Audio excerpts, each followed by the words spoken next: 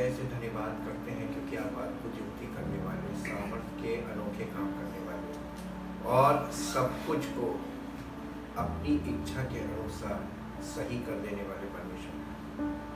आपकी अब महिमा प्रभाव है और आपकी सामर्थ अद्भुत है और आपके कार्य अनोखे हैं और आपका प्रेम महान है। हम आपका धन्यवाद करते हैं। जाते पिता परमेश्वर, आपका अनुग्रह हर व्यक्ति के लिए है। प्रत्येक व्यक्ति आपके अनुग्रह से वंचित ना रहे। प्रभु इस अनुग्रह को प्राप्त करके अनंत जीवन का वारिस बने और आपकी महिमा प्रकट करें ताकि आपका नाम नहीं बने। धन्यवाद के साथ इस प्रार्थना को आपके इकलौते पुत्र प्रभु यीशु मसीह के नाम से आमीन।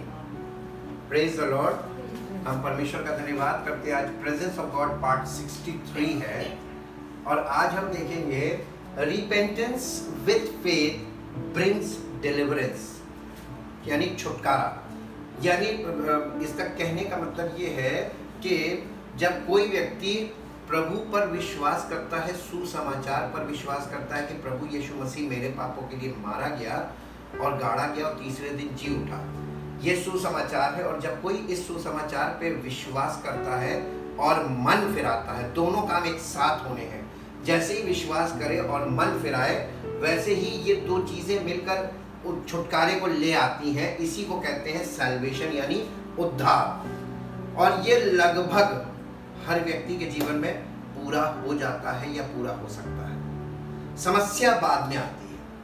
इसके बाद लिखा है कि remission of sin and forgiveness brings Holy Spirit for life. ये जो छुटकारा हुआ है, ये छुटकारा प्रभु यीशु मसीह के बलिदान के द्वारा, on behalf of me Jesus died on the cross for my since, उस बिहाफ में यीशु मसीह हमारे लिए मर गया, उसने हमारे लिए प्रायश्चित कर लिया और हमें पापों से छुटकारा मिल गया। That's all. लेकिन उसके बाद जैसे ही कोई व्यक्ति उस सुसमाचार को ग्रहण कर लेता है, मन फिरा लेता है, उद्धार प्राप्त कर लेता है, उसके बाद ये चूंकि रेमिशन ऑफ सिन यानी पापों के मिटाए जाने के कारण और उस छुटकारे के कारण जो माफी के तौर पर उसे मिला है, उसको ये दो चीजें उसको पवित्र आत्मा दिला देती हैं, उसको पवित्र आत्मा मिल जाता है। और पवित्र होली स्पिरिट फॉर लाइफ, ताकि वो पवित्र आत्मा के अनुसार जीवन जिए, और इसको बोलते हैं स्पिरिचुअल लाइफ। सैल्वेशन मिलने के बाद हमारा जीवन कैसा है? खतरा लाइफ को सरवाइव करने में होता है, ठीक वैसे जैसे एक संतान उत्पन्न हो जाना। कुछ तकलीफों के साथ संतान उत्पन्न तो हो जाती है, प्रॉब्लम आती है उस संतान के सर्वाइवल में, उसके पालन पोषण से लेके और उसको सरवाइव कराने के लिए, जब तक वो मैच्योर ना हो जाए, उसके सर्वाइवल के लिए जब नियुक्त लोग जो उसके लिए नियुक्त किए गए हैं पूरी निगरानी में उसको रखते हैं, तब जाके कहीं वो लाइफ को सरवाइव करना सीखता है और सरवाइव कर पाता है। ये दो फेजेस हैं। अब हम आज इसको थोड़ा सा देखेंगे ताकि हमको ये क्लियर हो जाए कि हमारे लिए खतरा कहाँ से शुरू होता है। सबसे पहले मेरे लिए आप एक पद पढ़िए जो आपको मिलेगा निर्गमन की पुस्तक के 12 अध्याय में आएंगे, जहां पर परमेश्वर ने इजराइलियों को फसह की विधि बताई थी। उसके दो चीजें थी वहां पर, दो कारणों से वो फसह का विधि थी। और सबसे पहले निकाले 12 अध्याय और उसका 13 पद पढ़े, हिंदी में फिर इंग्लिश में। और जिन घरों में तुम रहोगे, उन पर वो लहू तुम्हारे लिए चिन्ह ठहरेगा। उन पर वो लहू, यानी उसने कहा था कि घरों के बाहर मेमना बलिदान करना, उसके मांस को कड़वे साग पात के साथ खाना और उसके लहू को अपने डोर पोस्ट पे लगा लेना, यानी घर के बाहर जो एंट्रेंस है उसके अलग पे इधर और उधर, ताकि जिन घरों में तुम रहोगे उन पर लहू तुम्हारे लिए चिन्ह ठहरेगा। ये लहू जो बाहर लगा होगा ये चिन्ह ठहरेगा। अर्थात मैं उस लहू को देखकर तुमको छोड़ जाऊंगा। जैसे यहाँ पर प्रभु यीशु मसीह के लहू के कारण हमको वो माफ कर देता, छोड़ देता है, रिलीज कर देता, डिलीवरेंस, छुटकारा मिल जाता है यीशु मसीह के लहू के द्वारा। ये जो मेमने का लहू था, ये पहली चीज तो आप वो लोगों को छुटकारा देने का काम करेगा।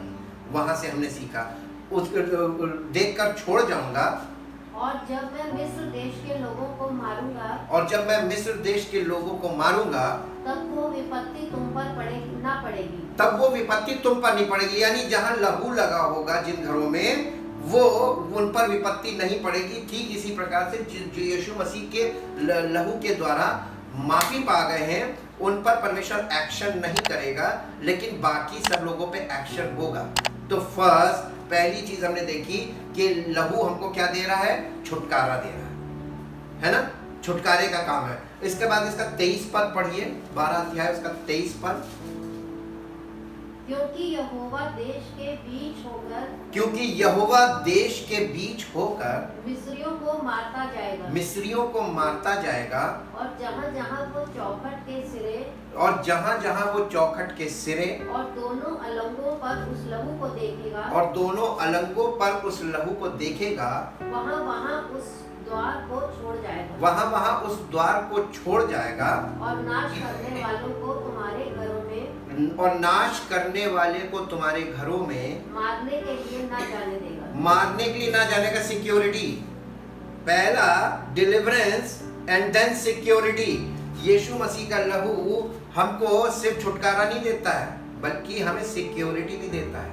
ये दो चीजें वहां पे फसह में प्रकट की गई थी, जो मेन थी, जिसको लोगों ने छोड़ दिया। विधियां अपना रहे हैं फिजिकली, लेकिन जो रीजन था वो विधि के बीच में, वो यीशु मसीह के द्वारा उसने पूरा कर दिया। और आज लोग विधियों में फंस गए, और उस रीजन से उनका फोकस हट गया। जो रीजन था मेमने का लहू, और वो लहू की पावर, कि वो हमारे लिए सिक्योरिटी का काम करेगा और हमारे लिए डिलीवरेंस का काम करेगा। प्रभु यीशु मसीह का लहू हमें डिलीवरेंस देता है, छुटकारा देता है, ताकि हम अपने पापों से छूटकर और उस लहू की सुरक्षा के द्वारा हम उसकी सुरक्षा में रहें, और उस सुरक्षा के लिए हमको पवित्र आत्मा दिया जाता है। The spirit of his son Christ means the son of God. उसकी आत्मा हमें इसीलिए दी गई ताकि हम उस लहू के द्वारा जो छुटकारा पाए, उस लहू की द्वारा हम सुरक्षित रहें और पवित्र आत्मा के अनुसार जीवन व्यतीत करें। मेरे साथ एक पद निकालिए जो आपको मिलेगा, इफिसियों की पत्री उसका पहला अध्याय उसका 7वां पद पढ़ें। इफिसियों की पत्री उसका पहला अध्याय और उसका 7 पद पढ़िए, जहां इस प्रकार से लिखा हुआ है, परंतु वो दूसरा सुसमाचार है ही नहीं, परंतु वो दूसरा सुसमाचार है ही नहीं, पर बात ये है कि इफिसियों की पत्री पहला अध्याय उसका 7 पद 7 वर्स।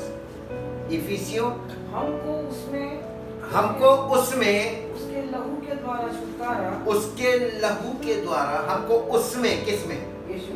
मसीह में, हमको मसीह में उसके लहू के द्वारा छुटकारा अर्थात अपराधों की क्षमा उसके उस अनुग्रह के धन के अनुसार, अर्थात अपराधों की क्षमा उसके उस अनुग्रह के धन के अनुसार मिला है, जिसे उसने सारे ज्ञान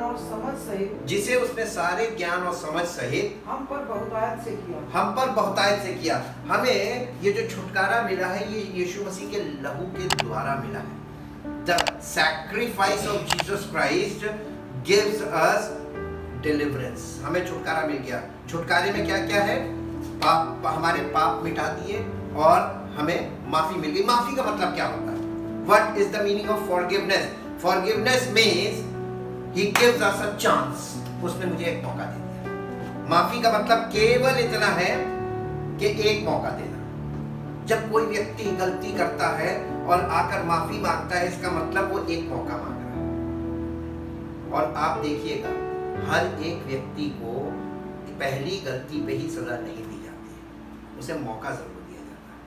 इस संसार में अगर सीरियस मैटर्स में देखा जाए तो 3 मौके मिलते हैं, तीसरे के बाद मौका नहीं दिया जाता। एक बार गलती हुई, सॉरी। 2 बार गलती हुई, सॉरी। तीसरी बार गलती हुई तो वहां पर एक पॉइंट लग जाता है कि अब दोबारा ना हो, अब माफी नहीं। अब आप देखिए आपका जो गाड़ी का आप गाड़ी चलाते हैं, आपकी गाड़ी का चालान कितनी बार होगा? मैक्सिमम 3 बार, उसके बाद चालान नहीं, उसके बाद गाड़ी सीज हो जाएगी। आपको मौका दिया जा रहा है। सॉरी का मतलब है, माफी का मतलब है चांस पाना, एक मौका पा जाना। परमेश्वर ने अपने पुत्र के बलिदान के द्वारा हमको मौका दे दिया। अब इस मौके के साथ उसने हमको खाली मौका नहीं दिया, उसने हमको सहायक भी दे दिया, पवित्र आत्मा। और पवित्र आत्मा के साथ हम कैसा बिहेव कर रहे हैं, खतरा इस सेक्शन में शुरू होता है लाइफ में। सैल्वेशन तुरंत मिल जाता है, क्योंकि सैल्वेशन में हमें कुछ करना ही नहीं। हमारे पार्टिसिपेशन कहां से शुरू होता है? when we get the Holy Spirit, when we receive the Holy Spirit in life and walk according to the Holy Spirit. ये हमारे लिए टफ पार्ट है। यहाँ पर क्या क्या चीजें होती हैं इसको हम आगे देखेंगे, लेकिन मेरे साथ एक पद और पढ़िए जो आपको मिलेगा रोमियो की पत्री उसका 3 अध्याय और उसका 26 पद पढ़िए। रोमियो की पत्री 3 अध्याय का 26 पद। बेटा इसको इंग्लिश में पहले पढ़ दो, वो इफिसियों वाला, इफिसियों 1:7 in English. In him we have redemption, deliverance and salvation. देखो 3 चीजें यहाँ पर लिखी हुई हैं, इसको आप लोग डिक्शनरी में सर्च करके देखिए। What is the meaning of redemption, what is the meaning of deliverance and what is the meaning of salvation. ये 3 चीजें मिलके इसको हमको छुटकारा मिला, हमें पापों की क्षमा मिली, यानी पिछले उसने सारे रिकॉर्ड्स हमारे खत्म कर दिए। जिस दिन हमने विश्वास किया और मन फिराया, यानी पश्चाताप किया, मन फिराया, उस दिन परमेश्वर का अनुग्रह हमारे जीवन में प्रकट हुआ और परमेश्वर ने हमको क्या दिया? डिलीवरेंस, छुटकारा दिया, उद्धार दे दिया, साथ में हमको सैल्वेशन मिल गया। अब ये सैल्वेशन मिलने के बाद हमने क्या, आगे पढ़ो। थ्रू हिज ब्लड, यीशु मसीह के लहू के द्वारा हमें मिला है ना, इसमें हमने कुछ नहीं किया जी। The remission, forgiveness of our offenses. Remission का मतलब होता है forgiveness of our offenses, यानी हमने जो किया था उसके बदले में हमको माफी मिल गई जी। Shortcomings and trespasses. Shortcomings and trespasses. In accordance with the riches and the generosity of his gracious favor, यानी उसके द्वारा हमको मिला। हमें यीशु मसीह की धार्मिकता के द्वारा छुटकारा मिला, उसमें हमारा कुछ नहीं लगा, कुछ किया विदाउट एनी वर्क, कोई धर्म का काम नहीं किया, उसके उस कार्य के द्वारा जो उसने हमारे पापों के लिए किया, अपना लहू बहाया और अपना प्राण दिया, हमारे पापों को अपने ऊपर लिया। ऑन आवर बिहाफ हमको क्या मिला? उद्धार मिला। क्योंकि ये उद्धार लोगों को सेतमेत मिला, इसलिए लोगों को इसकी वैल्यू नहीं मालूम। अब इसको आओ रोमन्स चैप्टर 3 वर्स 26। वरन इसी समय उसकी धार्मिकता प्रकट हो, वरन इसी समय, बल्कि 25 पद पढ़िए। उसे परमेश्वर ने उसके लहू के कारण, उसे यानी यीशु मसीह को परमेश्वर ने उसके लहू के कारण एक ऐसा प्रायश्चित ठहराया जो विश्वास करने से कार्यकारी होता है। देखिए यीशु मसीह का लहू हमारा प्रायश्चित है, उसने हमारे पापों का प्रायश्चित किया है और परमेश्वर ने इस प्रायश्चित को हम सब मनुष्यों के लिए ठहरा दिया कि ये है तुम्हारा प्रायश्चित जो यीशु मसीह ने तुम्हारे लिए किया है, जो विश्वास करने से काम करता है। जो कोई प्रभु पर विश्वास करेगा वो उद्धार पाएगा। यही तो मैसेज है। इतने छोटे मैसेज को हमको इतने लंबे तरीके से समझाए जाने का कारण है क्योंकि हम उस चीज को ना तो अंडरस्टैंड कर रहे हैं और ना उसको एक्सेप्ट कर रहे हैं। वो हमारा प्रायश्चित है और केवल हमारा नहीं, जैसे हमने कल पढ़ा था, वरन सारे संसार के सब मनुष्यों के पापों का प्रायश्चित उसने किया है जी। आगे 26 कि जो पाप पहले किए गए और जिन पर परमेश्वर ने अपनी सहन, ये प्रायश्चित यीशु मसीह ने जो हमारा किया है, ये मालूम है कौन सा प्रायश्चित है? ये सारी हमारी सारी जिंदगी के लिए। एक बार आपने यीशु मसीह पर विश्वास कर लिया, आपको पापों की माफी मिल गई और फिर आप सांसारिक जीवन व्यतीत करने लगे और फिर सांसारिकता में घुस गए, फिर आप अभिलाषाओं के अनुसार चलने लगे, फिर आपने अपने जीवन में जैसे पहले जी रहे थे वही जीवन आपने फिर से जीना शुरू किया। तो ये तो आपने जो आपको माफी मिली थी, जो आप पर अनुग्रह हुआ था, जो आपको उसने छुटकारा दे दिया था विश्वास करने से, आपने उसको वापस बुरी हालत में पहुंचा दिया। यानी आपको एक बार हीलिंग मिल गई, उसके बाद आपने प्रिकॉशन नहीं रखा, परहेज नहीं रखा और रिलैक्स कर गया, उसके बाद तो आपकी कंडीशन बहुत खराब हो जाएगी। ये मेडिकल साइंस में भी हम देखते हैं। ठीक इसी प्रकार से यहाँ पर है कि आपको एक बार जब छुटकारा मिला तो दोबारा आप से पाप नहीं होगा, इसके लिए आप कुछ नहीं कर सकते। आप दावा करेंगे वो दावा गलत है, क्योंकि परमेश्वर के अलावा कोई आपको दोबारा आप पाप ना करे उससे कोई नहीं बचा सकता है। इसीलिए हम लोगों को सहायक दिया जाता है।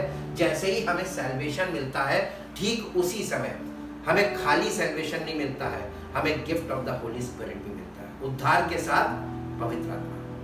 यानी उद्धार छुटकारा मिल गया, ये हमारे पिछले सब पापों के लिए उस दिन तक जिस दिन हमने विश्वास किया और पश्चाताप किया और मन फिराया, उस दिन तक के सारे पापों का हिसाब किताब यीशु मसीह के द्वारा कंप्लीट एंड क्लियर।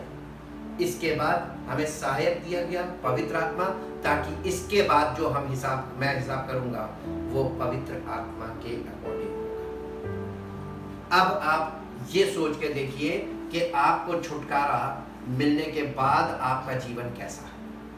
मसीह पर विश्वास करने के बाद आपका जीवन कैसा है, उसने जो आपके लिए सहा उसके बाद अब आप क्या कर रहे हैं, आप किस प्रकार का जीवन व्यतीत कर रहे हैं। जी इंग्लिश में पढ़िए इसको। Whom God put forward Whom God put forward before the eyes of all. before the नहीं 3, 25 and 26. हाँ. Whom God Put forward put forward before the eyes of all before the eyes of all as a mercy seat as a mercy seat and propitiation by his blood, and propitiation by his blood, the cleansing and life-giving sacrifice and life-giving sacrifice of atonement of atonement and reconciliation and reconciliation to be received through faith। यानी विश्वास के द्वारा आपको ये मिल गया, आपने केवल उस पर विश्वास किया। यीशु मसीह हमारे पापों के लिए मारा गया, आपने उस यीशु मसीह के उस बलिदान पर विश्वास किया कि हमारे कारण वो मारा गया और आपको पापों की क्षमा मिल गई। प्रोपिटिएशन और उसने उसके लहू के उसके पश्चाताप करने के द्वारा, उसके लहू बहाने के द्वारा हमें माफी मिल गई। आगे This was to show God's righteousness because in his divine forbearance he had passed over देखिए पास ओवर फीस्ट हम लोग बोलते हैं ना, फंसे के पर्व को क्या बोलते हैं, पास ओवर फीस्ट। परमेश्वर ही पास्ड ओवर and ignored यानी परमेश्वर ने इसके इस मेमने के लहू के कारण, इसके सैक्रिफाइस, इसके बलिदान के कारण हम लोगों को पास ओवर कर दिया, यानी हमें क्षमा कर दिया हमारे पास से कि नहीं ये तो मेरे पुत्र के लहू के द्वारा ये लोग शुद्ध किए हुए लोग हैं। जी ignored former sin, उसने पिछले पापों को नजरअंदाज कर दिया। ठीक, जाओ माफी। जी विदाउट पनिशमेंट, इसकी सजा भी हमको नहीं दी, हमको बिना सजा के छुटकारा मिला है। अभी हमको हिसाब देना पड़ेगा, है ना। ये जजमेंट जो अब आ रहा है परमेश्वर का, ये इसी संदर्भ में आ रहा है कि तुमको मैंने अपने पुत्र के बलिदान के द्वारा माफ किया था और अब तुम क्या कर रहे हो, अब तुम्हारा जीवन कैसा है। और इसीलिए हमारे जीवन में लास्ट में ये जजमेंट जरूर होगा कि तुमने अपनी जिंदगी छुटकारा पाने के बाद किस प्रकार बिताई, तुमने क्या किया। जी if it was to demonstrate and prove at the present time and proved at the present time in the now season in the now season that he himself is righteous that he himself is righteous and he justifies and he justifies and accepts and accepts as righteous him and as righteous him who has true faith in Jesus. who has true faith in Jesus, जो वास्तव में सच्चा विश्वास रखता है प्रभु यीशु मसीह में, उसके जीवन से ये प्रकट होना चाहिए। और अगर नहीं हो रहा है तो इसका मतलब कि उसने कभी विश्वास किया था और उसे छुटकारा मिला था, लेकिन अब वो छुटकारा व्यर्थ हो गया है। ठीक है, क्योंकि पवित्र आत्मा के अनुसार ना चलने के कारण। मेरे साथ एक पद निकालिए जो आपको मिलेगा यशायाह नबी की पुस्तक 43 अध्याय उसका 25 और 26 पद। यशायाह नबी की पुस्तक उसका 43 अध्याय और उसका 25 और 26 पद। पहले हिंदी में, फिर मैं वही हूँ जो अपने नाम के निमित्त तेरे अपराधों को मिटा देता हूँ, जो अपने नाम के निमित्त तेरे अपराधों को मिटा देता हूँ और तेरे पापों को स्मरण ना करूँगा, और तेरे पापों को स्मरण ना करूँगा। मुझे स्मरण करो, मुझे स्मरण करो, हम आपस में विवाद करें, हम आपस में विवाद करें, तू अपनी बात का वर्णन कर, तू अपनी बात का वर्णन कर, जिससे तू निर्दोष ठहरे, जिससे तू निर्दोष ठहरे, तेरा मूल पुरुष पापी हुआ, तेरा मूल पुरुष पापी हुआ, और जो मेरे और तुम्हारे बीच बिछुई हुए, और जो मेरे और तुम्हारे बीच यानी परमेश्वर और मनुष्यों के बीच में जो बिछुई हुए, वे मुझसे बलवा करते चले आए। वे मुझसे बलवा करते चले आए। रिलीजियस लीडर्स के लिए बोल रहा है जी। इस कारण मैंने पवित्र स्थान के हाकिमों को, इस कारण मैंने पवित्र स्थान के हाकिमों को अपवित्र ठहराया, अपवित्र ठहराया। मैंने याकूब का सत्यानाश, मैंने याकूब का सत्यानाश और इज़राइल को निंदित होने दिया। और इज़राइल को निंदित होने दिया। इसको इंग्लिश में पढ़ो बेटा। Even I am he who blots out and cancels your transgressions and cancels your transgressions for my own sake, for my own sake, and I will not remember and I will not remember your sins. your sins. Put me in remembrance. Put me in remembrance. Remind me of your merits. Remind me of your merits. Let us plead Let us plead and argue together. and argue together. Set forth your case, Set forth your case that you may be justified, that you may be justified, proved right. proved right. Your first father, Your first father, Jacob, in particular sinned, and your teachers, the priests and the the prophets, your mediators, your mediators transgressed against me, and so I will profane the chief ones of the sanctuary and will deliver Jacob to the curse, the ban, or excommunication a solemn anathema, or of solemn anathema, and will subject Israel to reproaches and and reviling. reviling. परमेश्वर का वचन बिल्कुल स्पष्ट बता रहा है, और ये भविष्यवाणी में भी यीशु मसीह के विषय में और उसको वो क्या करेगा, उद्धार का काम कैसे करेगा, उन सब विषयों के विषय में यहाँ पर वर्णन किया हुआ है। मेरे साथ एक पद निकाली जो आपको नए नियम में मिलेगा, 2 कुरिन्थियों उसका 5 अध्याय, 2 कुरिन्थियों और उसका 5 अध्याय और उसका 21 पद पढ़िए। जो पाप से अज्ञात था, उसी को हमारे लिए पाप ठहराया गया कि हम उसमें होकर परमेश्वर की धार्मिकता बन जाए। लेकिन ऐसा लोग करते नहीं, लोग अपनी धार्मिकता की स्थापना करने में लगे हुए हैं। और उसी को उसने हमारे लिए जो पाप से अज्ञात था, ये कौन है? इंग्लिश में पढ़ना बेटा। For our sake, He made Christ virtually to be sin, who knew no sin, so that in and through him we might become become endued with, viewed as being in, and examples of the righteousness of God, what we ought to be, approved and acceptable, and in right relationship with Him, by His goodness. अब बताइए, हम मसीह में उसकी धार्मिकता बन जाएं।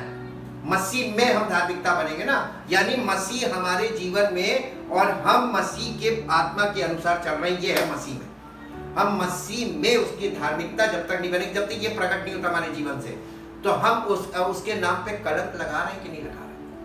जब हम अपनी फिजिकल लाइफ जी रहे हैं, अपने पैशन में जी रहे हैं, अपने फिजिकल पैशन में, और हम अपनी शरीर की इच्छा और मन की इच्छा पूरी कर रहे हैं, तो हम क्या कर रहे हैं?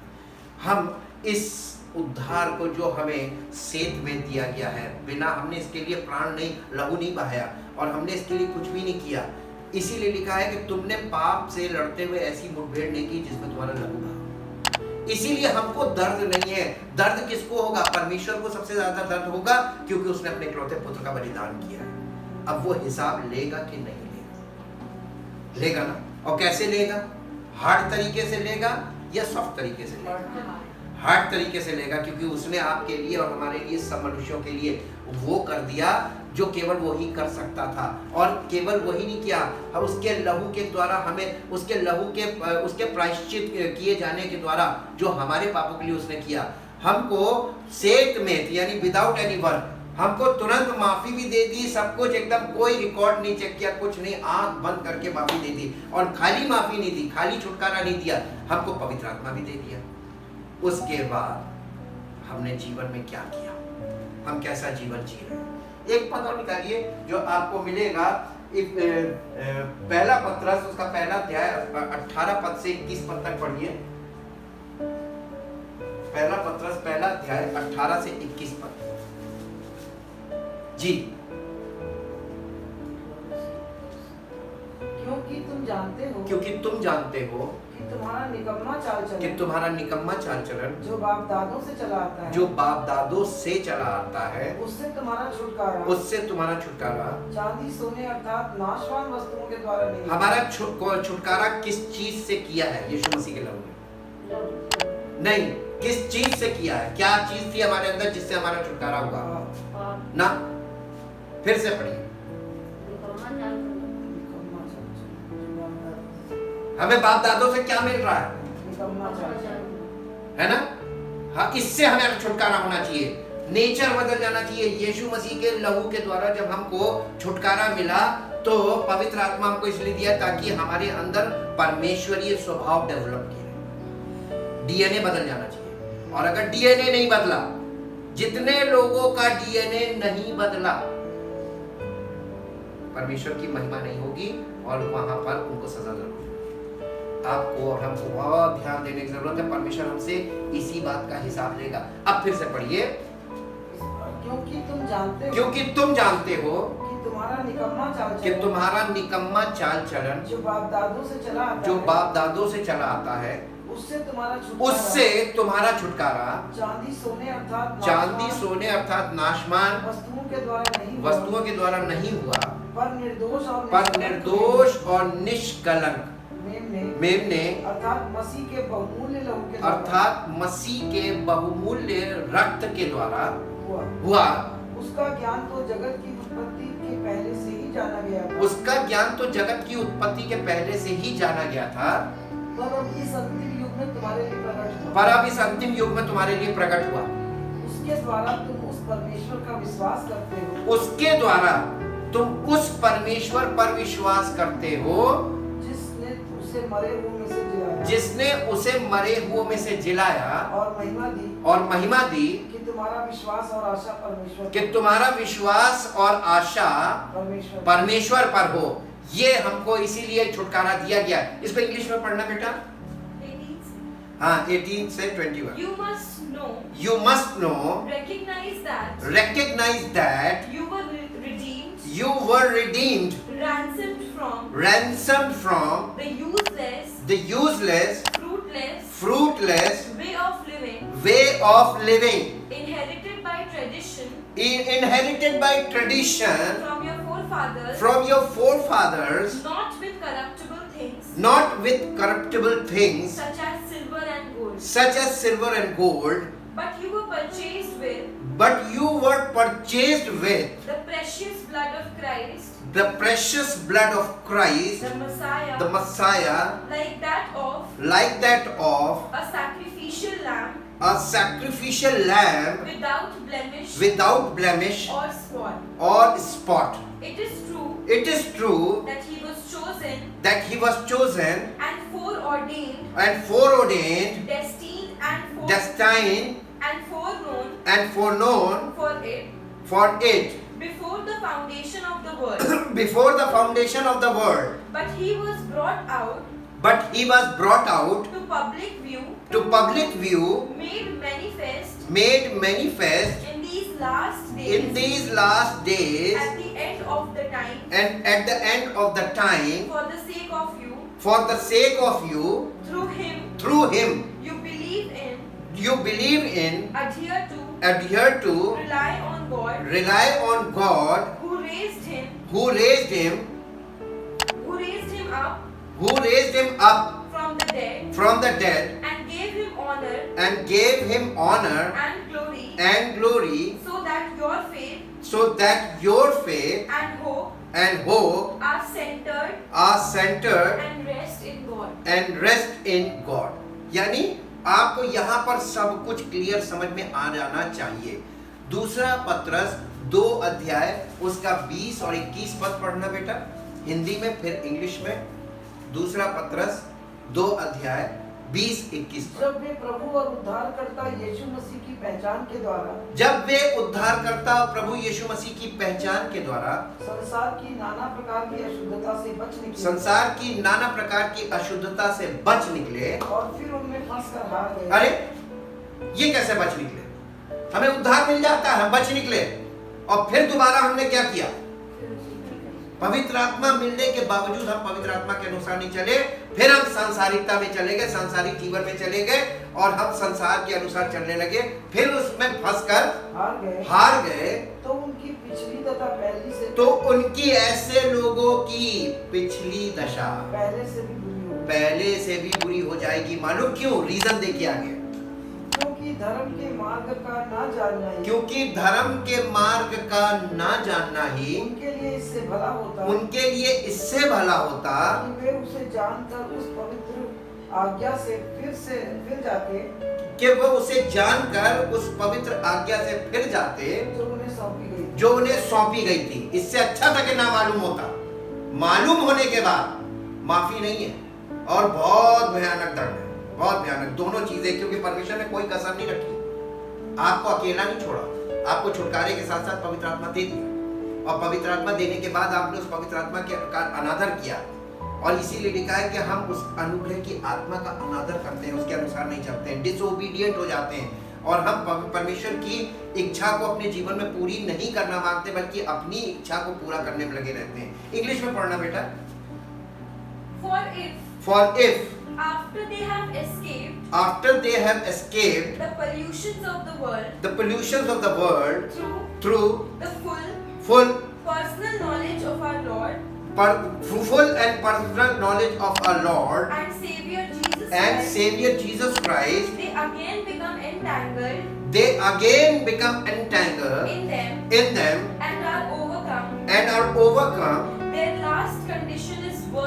Their last condition is worse for them than the first. For never to have obtained a full personal knowledge of the way of righteousness would have been better for them than having obtained such knowledge to turn back from the holy commandment which was verbally delivered to them. जब सुसमाचार सुनकर मन फिराया और तुरंत उद्धार पाया और उद्धार के साथ पवित्र आत्मा मिला, और हम फिर पवित्र आत्मा के बिना, बिना उसकी इच्छा के, बिना उसकी आज्ञा माने अपनी मर्जी में फिर से जीने लगे। ये दशा बहुत डेंजरस है। इसी के साथ साथ एक पद और निकालिए जो हमें मालूम होना चाहिए कि उद्धार बहुत छोटी सी चीज है। यीशु मसीह ने हमारे लिए सब कुछ किया, उस पर विश्वास करना, मन फिरा लेना, ये चट से हो जाता है। ये एक्ट है, इसी को हम बोलते हैं कि justification by faith. This is an act. Justification by faith. We are free from the penalty of sin through Jesus Christ, his atonement. उसने हमारे लिए जो किया उसके कारण ये काम आपको सिर्फ अंदर अंदर आपके दिल में होना है और ये तुरंत हो जाता है। असली काम तो इसके बाद शुरू होता है। इब्रानियों की पत्री 6 अध्याय उसके 4 पद से पढ़िए। इब्रानियों की पत्री उसका 6 अध्याय उसके 4 पद से। जी,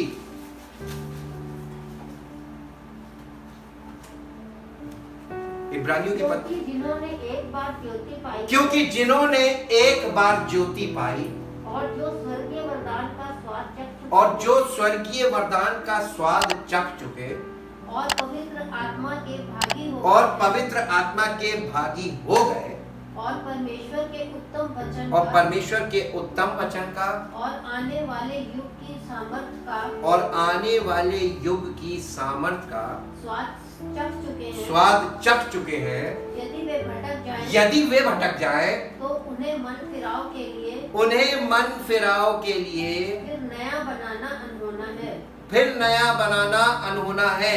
एक बार जब पवित्र आत्मा मिल गया, अब इसके बाद बताइए आप दोबारा गलत में, आप पापों में फंस गए, उसके बाद क्या होगा?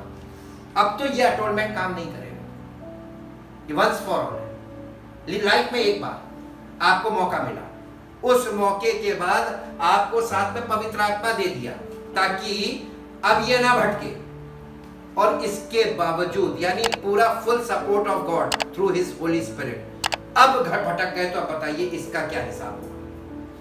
कोई माफी बचती है? आगे पढ़िए क्या लिखा है।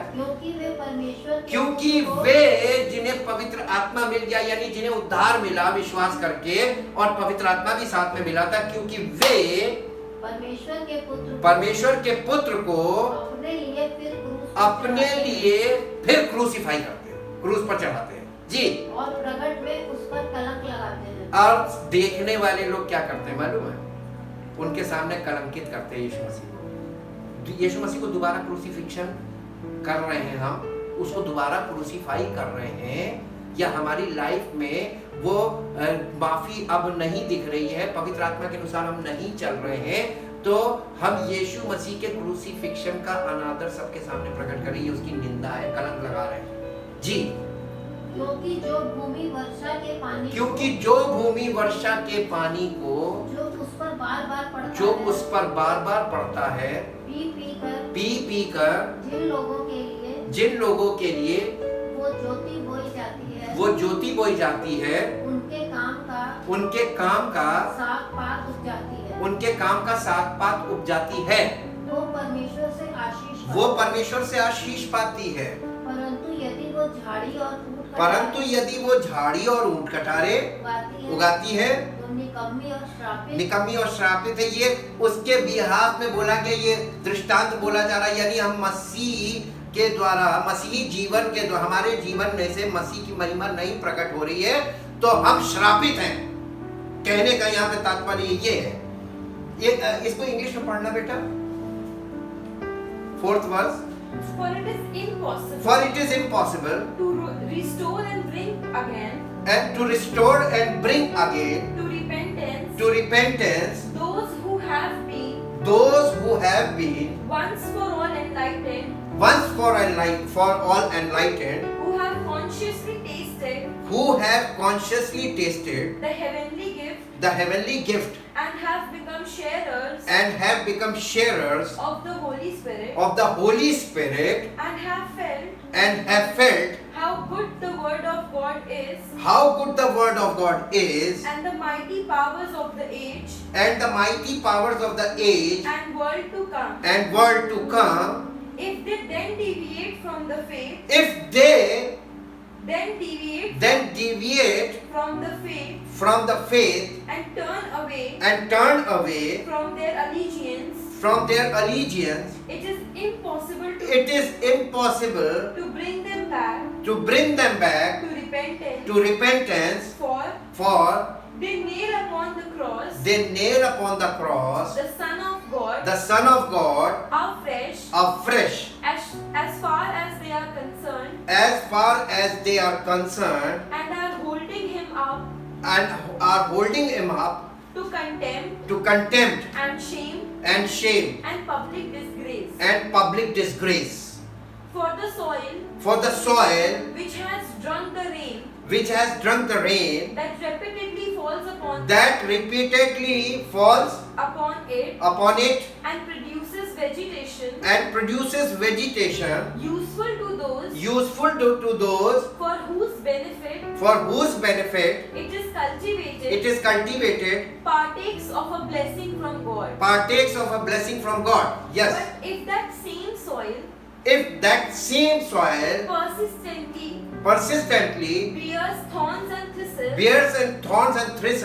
it is considered worthless and near to being cursed, whose end is to be burned. यानी उसका जलाया जाना निश्चित है।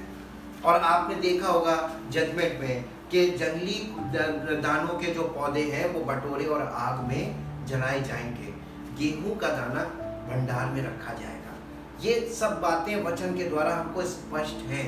उद्धार पा लेना बहुत सरल है क्योंकि उसमें हमें कुछ नहीं करना है, लेकिन पार्टिसिपेशन हमारा शुरू होता है उद्धार पाने के बाद, जब हमें पवित्र आत्मा के दे दिया जाता है और पिछले सारे गुनाहों की माफी भी मिल जाती है। अब हम क्लीन एंड क्लियर हैं और पवित्र आत्मा दिया गया ताकि हमको वो आगे भी स्पॉटलेस रखे, हमें क्लीन एंड क्लियर रखे और जीवन के मार्ग में हमारी अगुवाई करे। और वहीं से हमारा चैलेंज शुरू होता है स्पिरिचुअल लाइफ में। पहले दिन से लाइफ में जो हमारी शुरुआत होती है, जैसे एक बच्चे की शुरुआत होती है बचपन में, जब वो इमेच्योर होता है, इन्फेंट होता है, जब वो नासमझ होता है और जब वो अबोध होता है, वही समय उसका खतरे का समय होता है। और इसीलिए उसको माता पिता और संरक्षकों और प्रबंधकों के वश में रखा जाता है ताकि उसका सही पालन पोषण हो, सही मार्गदर्शन हो और वो निगरानी में रहे तब तक जब तक वो मैच्योर ना हो और खुद से अपने फैसले सही ना कर सके। जब तक ये चीज़ों के लिए वो तैयार ना हो तब तक उसको संरक्षकों और प्रबंधकों के वश में रहना पड़ता है। परमेश्वर ने स्पिरिचुअली भी ऐसे ही प्रबंध किया है। हम परमेश्वर का बहुत धन्यवाद करते हैं क्योंकि वो सब कुछ करने वाला परमेश्वर है और वो हमारे जीवन को अनंत जीवन तक पहुंचाने के लिए अभी भी सब कुछ करने को तैयार है और कर रहा है। क्या आप तैयार हैं परमेश्वर के उस कार्य का हिस्सा बनने के लिए जो वो हमारे और आपके लिए कर रहा है, ताकि हम अनंत जीवन पाएं और उसके राज्य के वारिस बन जाएं। थैंक यू परम पिता परमेश्वर, हम आपका बहुत धन्यवाद करते हैं क्योंकि आपने हमें अपने प्रिय पुत्र के राज्य में केवल प्रवेश नहीं कराया बल्कि उस राज्य में हमें कैसे क्या करना है उसके लिए सहायक दिया ताकि हम उसकी सहायक के साथ उसकी आज्ञा मानकर उसकी अगुवाई में चलें, ताकि आपकी इच्छा उस सहायक के द्वारा हमारे जीवन में पूरी हो और हमारा जीवन आपकी महिमा का कार्य करे। धन्यवाद के साथ इस प्रार्थना को आपके द्वारा प्रभु यीशु मसीह के नाम से आमीन। परमेश्वर आपको आशीष करे। Praise the Lord.